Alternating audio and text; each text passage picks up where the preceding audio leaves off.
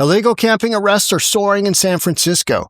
What does that mean for the homeless crisis? Is this going to work? Is this a long-term solution, or is it just more of the same whack-a-mole? Yes and no. Let's get into it. Here we go.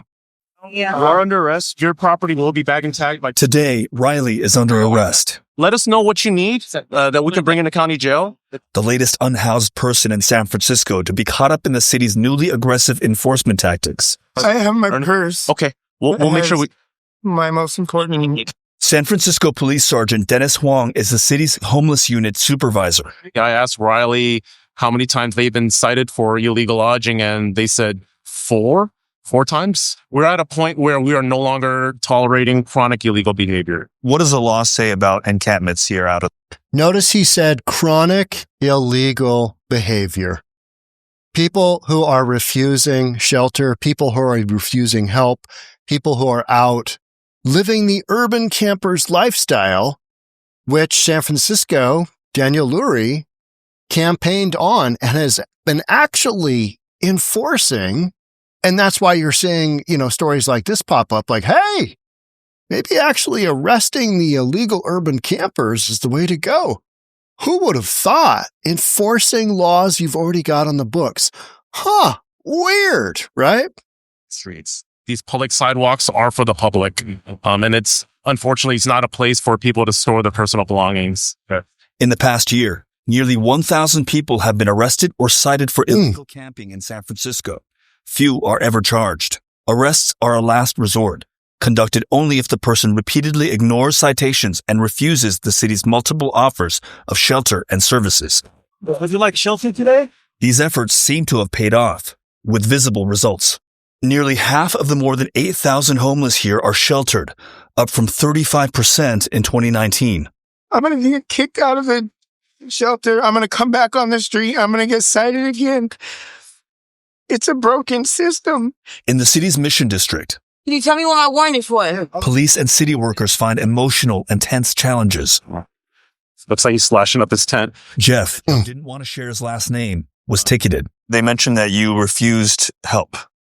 They offered up resources for you. No, I mean, I'm getting their help already. Where'd that leave me? Tonight, you think you're going to be sleeping outside again? Probably. Yeah. I don't have to, though. That's a choice. We met with Mayor Daniel Lurie, who was elected by voters frustrated by San Francisco's soaring crime, drug use, My friend who sit you up. and large homeless encampments. Is it fair to say that in San Francisco, it is a crime to be poor, a crime to be homeless? Absolutely not. And we lead with services. We lead with our values, which is taking care of people. He believes his tough on crime policies and focus on rehabilitation have created safer public spaces. We're getting a lot of business leaders engaged and involved in the city in a way that they haven't been for a long time. And there's this feeling of hope and optimism. But even a temporary solution will take. And you are seeing a resurgence in San Francisco. And we'll talk about that more. But Daniel Lurie's got some economic stuff going on. He's got AI. AI is coming to San Francisco. It's already there.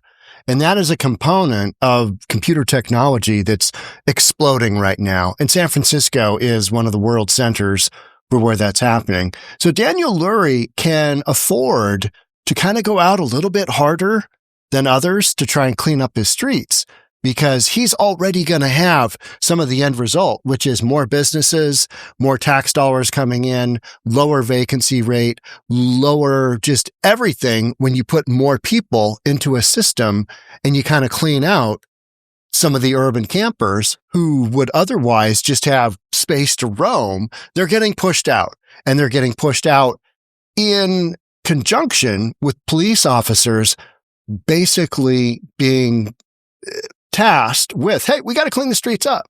So are these long-term solutions? Well, the immediate arrest of homeless people is not. But when you put it in the context of they've, historically, these individuals they're arresting have historically rejected shelter, rejected offers of help, you got to do something. And that's why folks are looking at San Francisco and like, hey, maybe that'll actually work. maybe that'll actually work. And it doesn't work on a person by person. You arrest everybody, it all goes away, but it's pushback. It is pushback on this notion that anybody can just camp wherever they want illegally, and it's fine. That's not fine. And that's what's happening. And I think other cities are looking at this going, who knew? A little bit of pushback goes a long way. The city and businesses are opening and expanding in San Francisco. Commercial real estate brokers are calling it the gold rush for business, saying they're making more deals now than since before the pandemic. It's been exceptionally busy with leasing stores and selling buildings. Although Union Square is still crippled with vacant storefront spaces, Lattice says new deals are coming, including on bigger spaces like the former Banana Republic flagship store on Sutter. People see what Union Square was, and they see what it can become again. Lattice recently signing a deal with Just for Fun, a toy store opening its 4th location in Union Square come September.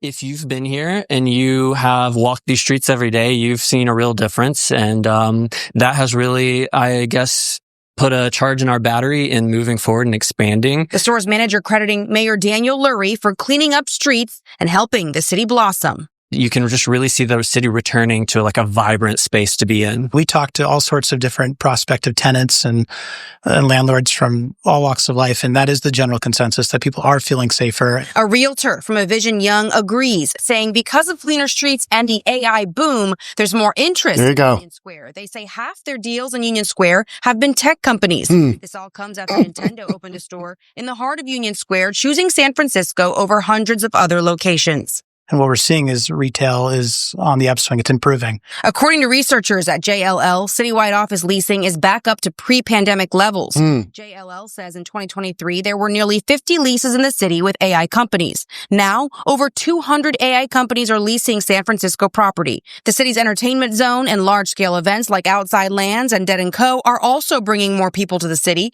which Mayor Lurie says is a focus of his. That's been great. It brings a lot of musicians and people out here, and they're seeing these stores that they haven't seen before, and gets them out here.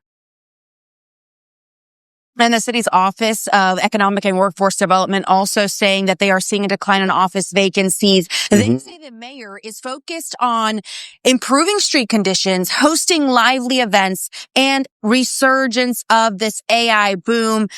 All of this pointing back to the comeback of San Francisco. Yeah, really interesting, right? Yeah. You clean up the streets? Who knew? You make your streets just a scooch better, and it's all about optics. It doesn't mean that you're solving the homeless problem, but it means that people have an idea of, well, my governmental entity is actually doing something. And, we kind of get that here in Seattle, but we just had a double murder at one of our bigger homeless encampments in the Lake City neighborhood. It's kind of a little bit north Seattle. Double homicide, and then the city clears it out again. You don't have this proactive stuff going on that San Francisco does right now. And you heard the AI mentioned multiple times. Well, that's coming.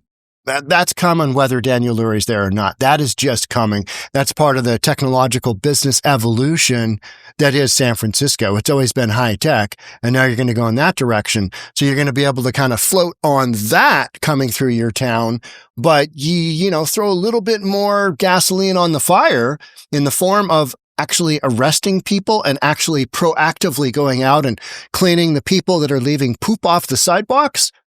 Who knew that the shenanigans might start to actually go down? James Anderson and Mariah Varner sat in silence on the church outside their purple and silver tent Thursday morning in San Francisco's Soma neighborhood as a pair of police officers ran their names through the system. Officers instructed Anderson and Varner to step outside the tent on Natoma Street and proceeded to arrest them for illegally camping on public property. Could you imagine this happening a quick 5 years ago during COVID? You could barely say a bad thing about the urban campers back then. I remember I was being careful I remember I was being ultra careful in what I was saying about the homeless because, the homeless were so revered by the left. And then everybody figured out what happens when you allow them to just go unfettered and you open up the southern border just completely. And he's got a massive flow of drugs coming through. Hey, shenanigans for all. Just 10 days prior, officers also arrested Anderson for the same crime a few blocks away. Such arrest, officers do not typically take a person into custody, but rather give them a notice to appear in court and release them at the scene. It's pushback. That's what that is. It's pushback. And a lot of folks are going to say, all that is, Sean, is whack-a-mole. Yep, but it's a push in the right direction. It's basically drawing a sand in the line, even if that's an imaginary line saying right from wrong. You cross this line, we can't have you doing that. Are these people going to show up in court? Absolutely not. No, they're just going to add it to their really long list of infractions and whatever. And so that's where, just arresting folks. And I'm not pro arresting people unless they just, time and time again, refuse help. And then, okay, I'm okay with it. It's like there has to be some sort of backstop so that these folks get the idea. Maybe I can't just live willy-nilly wherever I want. Maybe I need to figure something out. This is kind of beating me down. And that's where what Daniel Lurie is doing, I'm not going to say will work, but has more of a chance than working than doing nothing. How about that? I think that's a fair statement. It's not a fine. It's a criminal misdemeanor, one of the officers explained. Just make sure you take care of it in court. All right, they're not going to. These are homeless people. They live on the streets. They do not care. They do a whole bunch of drugs. Right? They're not gonna do anything. Historically, San Francisco police officers arrested very few people for setting up tents on public property, and those arrests very rarely landed a person in court. But that changed last summer when the U.S. Supreme Court gave cities broad powers to punish unhoused people for sleeping outside. You know what? I wouldn't say it's punish them, but it's more push them in the right direction, which is maybe getting some services, maybe going into treatment, maybe getting some mental health care services. You're pushing them in that direction instead of saying, oh yeah, just go live wherever the F you want. Just post up urban camping style wherever you want. It'll be fine. We'll catch you at the tail end when you die of a drug overdose. And in the meantime, we'll go ahead and resuscitate you with Narcan 4, 5, 6 times, and we'll just spend thousands and thousands and thousands of dollars with first responders, trying to revive you, even though you're eventually going to die from an OD. I mean, that's unfortunately, that is the absolute harsh reality that these folks living on the streets live. They're going to live 20 years fewer on average than the standard population. And I think that number is a wild, wild underestimation of how hard life is on the streets, especially when you're whacked out of your gourd on drugs and you've probably got some mental issues already. Because most of these folks, they're not just one paycheck away and they, stepped off the cliff into homelessness. This is a lifestyle and they've chosen this. And so now San Francisco is kind of pushing back and they're getting a lot of bang for their buck. You are not hearing I'm not a fanboy of San Francisco. We are merely documenting kind of what this journey looks like. And one of the things that I've been thinking about is Trump isn't going into San Francisco. He's not threatening to go into San Francisco. Why is that? Well, because we don't have the absolute lunacy stories coming out of it that we once did. We've got stories like this. Hey, we're arresting people. And you know what it took? It took San Francisco to basically hit rock bottom with, hey, you got a poop emoji map. You're so bad. Your street conditions are so bad that you've got a poop emoji map. And that made it into the vice president debate, right? San Francisco's got this map, and each one you can click on and zoom in and see the human excrement on the street, sidewalk, park, wherever it might be. It got that bad. So Daniel Lurie ran on a platform of public safety, of cleaning up the streets. And, it's not a be all and end all. It is not in any way, shape, or form. Because if San Francisco went out and arrested everybody that was homeless, there's not enough beds for them. There's not enough mental institutions for them to go for the severely disabled. There's just simply not enough resources, because you've built this lifestyle for these folks, and they're taking advantage of it. And now all of a sudden, there's just a scooch of pushback. Because even 5 years ago, this would have been wildly an unpopular move. But it took that 5-6 years of just this last, oh my gosh, can things get any worse here at all? That kind of thing. We had remember the business owner, the art owner, the art gallery owner that sprayed down the homeless woman who was, defecating and urinating and masturbating out in front of his store, just, in the wide open because she had mental problems. And he hosed her down to, give her a little bit of cleanup and encourage her to move down the sidewalk. And he got arrested. We're at a different time than that now, aren't we? We are at a different time, because what San Francisco, who went from wildly tolerant to all of a sudden, nobody's saying anything about these arrests. Nobody's saying anything because they know this is what's actually going to clean up the streets. Since the city began increasing enforcement last summer, San Francisco police officers have made 756 arrests, illegal lodging arrests, which is more than the prior 6 years combined. So it's getting that word, hey, you can't just live willy-nilly wherever. You can't do it. So a lot of those folks, they're going to go to Portland. They're going to go to Sacramento. They're going to go to LA. They're going to come to Seattle. Yeah, man, they're pushing us out. They don't want us there anymore. Not as many freebies. And guess what? They arrest us for being hopeless. That is the end result of being arrested multiple times. It's just not any good here anymore. We can't urban camp like we used to. San Francisco and other cities following a Supreme Court ruling are arresting more homeless people for living on the streets. You are seeing this over and over and over again. So, same story. Supreme Court issued a ruling, Grants Pass versus Johnson, and it reversed an earlier appeals court ruling saying cities can go after folks for just basically living wherever. You've got to have rules. We live in a society. Supreme Court's ruling also determined that the Eighth Amendment prohibition on cruel and unusual punishments does not protect homeless people from laws criminalizing resting in public places. And you know what? They're not arresting folks who are merely just resting there.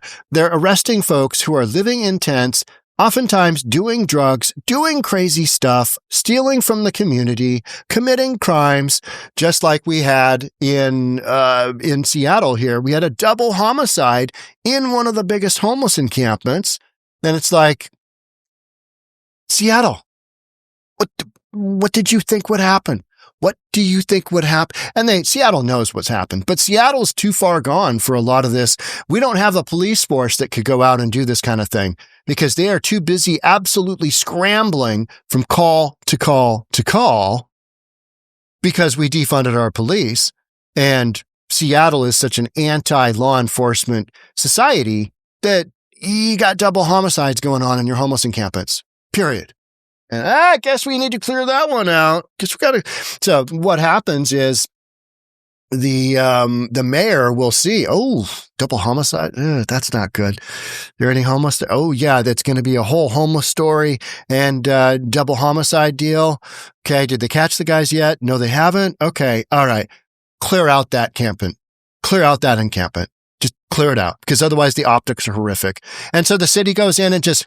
Like that, it's cleared out before 10 a.m. on a Tuesday, whatever it was. They just go there and say, nope, can't be here anymore. They will post signs. You have signs posted on, telephone poles and nearby. And, it's just this whole wonky whack-a-mole thing because when these people get cleared out, they just move a couple of blocks away and they keep doing the same thing. Okay. So you got to arrest them. I guess that's the bottom line. You got to arrest them. And I don't think these folks should be arrested from the standpoint of have they committed a crime, but there needs to be something else because we're not involuntarily putting them into mental health care treatment, and we're certainly not putting them into drug addiction services. We're not putting them into detox. So what's that leave us with as society that we can do? Arrest them. Push back. Hey, you can't be homeless here. You can't live here. So then whack-a-mole continues. They're going to move somewhere else, but maybe they move to another community in San Francisco has one less homeless person. I think you're going to see a ton of that. In the cities that don't enact this early on, they're going to be left with all the dregs. They're going to be left with all the dregs. Seattle will be one for sure. Portland will be one for sure.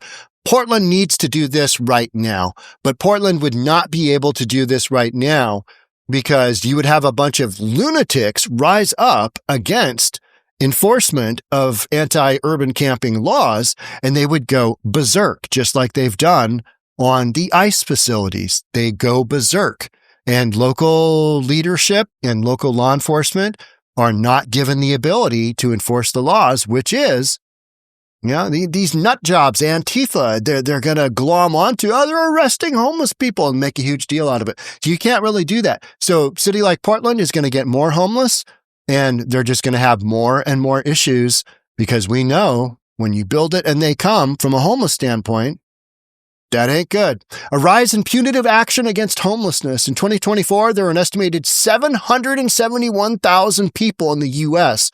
who experienced homelessness in a single night. 750,000 people.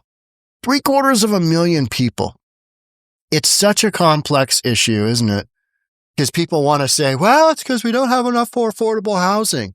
All right. Okay. What about all these people that are whacked out of their gourd on drugs? They didn't just go from not paying rent to being whacked out of their mind on gourds on drugs, did they? Just overnight. Well, I can't afford rent. Therefore, let's give heroin a run. What could go wrong, right? Shenanigans for days. The rate of unsheltered homelessness, meaning homeless people who are sleeping in places that are not meant for humans to rest in parks or cars, is the highest in California. And LA, specifically, LA County, specifically. After the Supreme Court's decision, Governor of California, Gavin Newsom, issued an executive order in July of 2024, just a year ago. And he basically said, state agencies and departments to adopt new policies that remove homeless encampments. All of a sudden, it's game on with the homeless encampments. And why is that? Well, because podcaster Newsom's going to run for president in 2028. He needs to clean up his streets. Not a good look. Republicans can focus on, inflationary measures in California. You got inflation going on. You got high gas. You got high cost of living. You got homeless. I mean, any one of those would be a deal breaker for a national candidate. That when those things have progressively gotten worse in the state versus gotten better. And that has certainly happened under Gavin Newsom. So, the right is going to be able to point at all those things. And so Newsom, executive order, hey, I'm thinking about running for president. Therefore, all you cities, you guys got to clean up your act. What are you guys doing? You need to get rid of the homeless. Just get rid of them. It's like Trump asking the homeless in Washington, D.C., hey, you guys got to leave. Trump literally, homeless need to leave DC. Where are they going to go? I mean, just from a practical standpoint, these are people without any resources, and they're not going into shelters permanently, and you don't have enough shelters to permanently house them. So where are they going to go? And I've said this before, away to where? To where? These people need their drugs. These people need services. These people need free food. These people need everything handed to them on a silver platter because that is the environment you have built for them. Build it and they will come. And they did. You built it and they've come and they're there. Good luck with that, right? Seattle, no different. No different. Many other communities that didn't go down that crazy train road of, hey, man, we're so compassionate towards our fellow human being. Urban campers, you live wherever you want. It'll be great. It'll be Shangri-La. That's the socialist utopia, right? The means of production in the government, what could go wrong? What could go wrong? Well, we are seeing what goes wrong, and Seattle is seeing it, and Seattle is, having a difficult time. We've got some crazy crime stories going on right now. Just absolute insanity. Had another guy criminal. He's being brought back from Nevada, 20-year-old kid. He's 6'2", 154 pounds. That is a thin individual. He got loose at the airport. Another one. We had another one do that last month. But that's 2 people get loose from law enforcement at SeaTac Airport. This guy just ran off over the tracks from the light rail. Never to be seen again. Now, they just caught him, I think. But these people are getting loose in Seattle. It's like it's an epidemic of just, let everything go. Should be fine. Should be fine. Not every leader has embraced this approach of what some observers call criminalizing homelessness. Los Angeles Mayor Karen Bass, for example, rejected criminalizing homelessness as backwards in June of 2024. Oh, I wonder how that's working out. I wonder if homelessness in Los Angeles or LA County is going up or down. Right? I mean, this is not hard to figure out. But Karen Bass is so dumb. She is so dumb that she honestly believes that this is criminalizing homelessness. It's already illegal. You just can't live wherever because you got to have some standards. So rejecting this for her far left constituency, that's not going to go in the right direction. It's just not. And she's going to have, she's going to battle with Gavin Newsom and over this issue because LA probably has the worst homeless issue in the United States. And San Francisco probably had the least clean streets at one point. But I think there's been a measurable cleanup that's gone on. And you know what? In certain areas in Seattle, we've had that cleanup happen as well.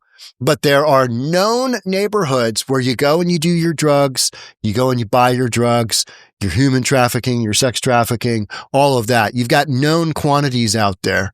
And I think law enforcement in these big blue cities is just like, look the other way because you can't arrest everybody. You don't have the facilities to take everybody. And you've got a constituency that says, let them live forever. Defund the police. We hate cops. All of that ridiculousness. And here is actually, in this same article, we got a less aggressive path in Portland. There's not a shocker there, is there? Other Western American cities with large homeless populations have taken slightly different approach. Portland, Oregon, for example, began enforcing a new daytime camping ban in July of 2024, but Portland police have made only 11 arrests of homeless people for camping-related violations over the past year. They're not arresting hundreds of people. They are arresting the absolute worst of the worst.